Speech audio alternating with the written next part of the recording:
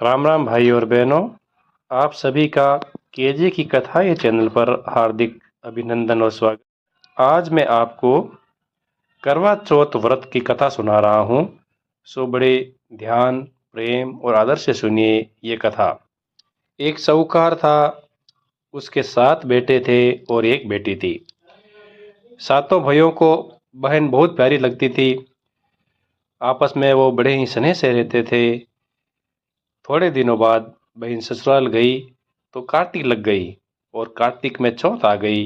तब बहन पीर आई और बहन ने करवा चौथ का व्रत किया। सभी भाई बहन के बिना भोजन नहीं करते थे और उस दिन बहन के व्रत था। सभी भाइयों ने कहा कि बहन खाना खा ले। बहन बोली कि मैं आज नहीं खाऊंगी, आज तो मेरे व्रत हैं। चंद्रमा को अर्घ्य देकर ही भोजन करूंगी। क्योंकि भाई बहन से बहुत प्यार करते थे, इसीलिए भाइयों ने सोचा कि बहन पूरे दिन भूखे कैसे रहेगी, कुछ उपाय करना चाहिए। तब कुछ भाइयों ने डूंगर ऊपर जाकर घास जलाई और कुछ भाइयों ने आग के आगे चालनी ढक दी। भाई बोले कि बहन आकर देख, चांद देख ले और अर्घ्य दे दे। बहन ने अपनी भाभीियों को आवाज दी।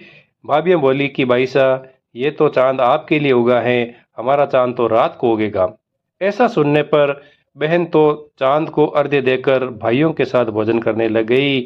भोजन करे तो देखे कि पहले ही घासिया में बाल आ गया, दूसरे में सिवाल आया और तीसरे में तो बहन के ससुराल से बुलावा आया कि बेटी को जल्दी भेजो।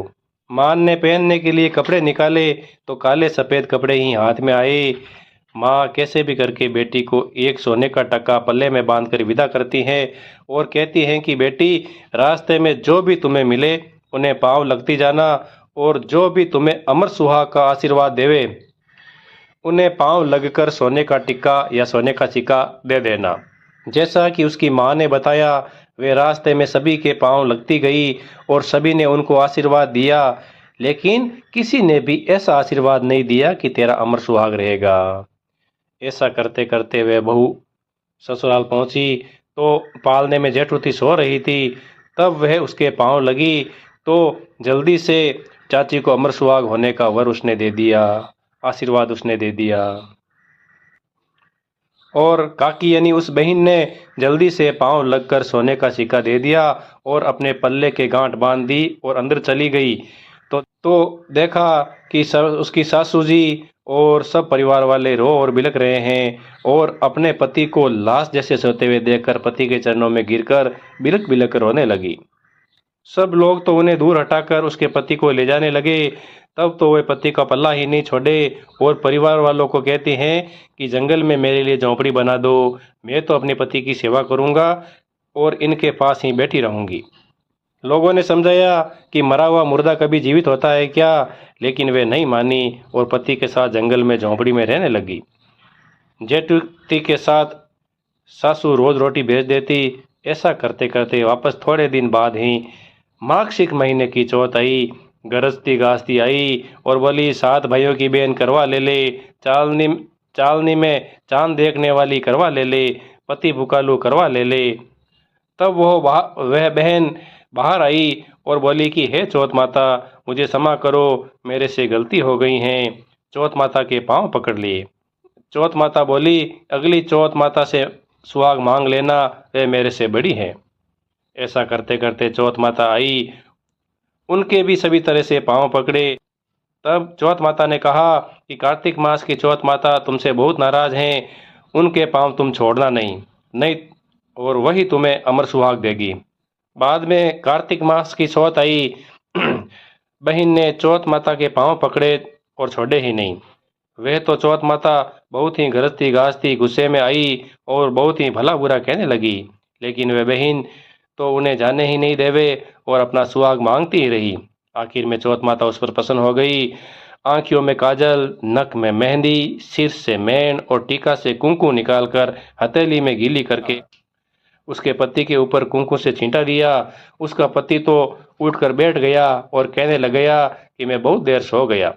फिर वह लड़की यानी बहन अपनी सारी बातें उसको बताती हैं और फिर चौथ माता से आशीर्वाद लेती हैं। चौथ माता जाती हुई झोंपड़ी को लात मारती हैं तो झोंपड़ी की जगह महल बन जाता है और बाग बगीचा हो जाता है। शाम को जेठूती जब रोटी लेकर आती हैं तो झोंपड़ी कहीं भी नजर नहीं आती, बल्कि अंदर से काका काकी के बोलने की आवाज आ रही है। वे घर जाकर कहती हैं, पर घर पर किसी को विश्वास नहीं होता है। सभी लोग बातें बनाने लग गए। इतने महीने हो गए, जंगल में क्या कोई रह सकता है क्या?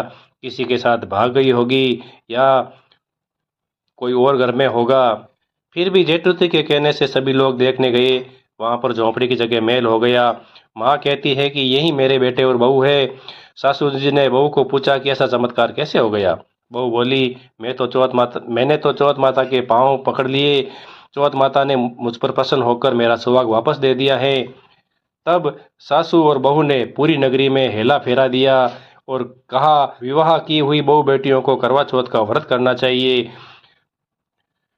कहानी कथा सुनकर शाम को चंद्रमा को अर्घ्य देकर फिर व्रत खोलना चाहिए। हे चौथ माता, जैसे उसकी बहू बेटी को सुहाग दिया और उनकी रक्षा की, वैसे ही सभी के सुहाग और बेटे की रक्षा करना। कहानी कहने वाले, सुनने वाले वे हुंकार देने वाले सभी के परिवार को सुख देना। बोलो चौथ माता की जय हो।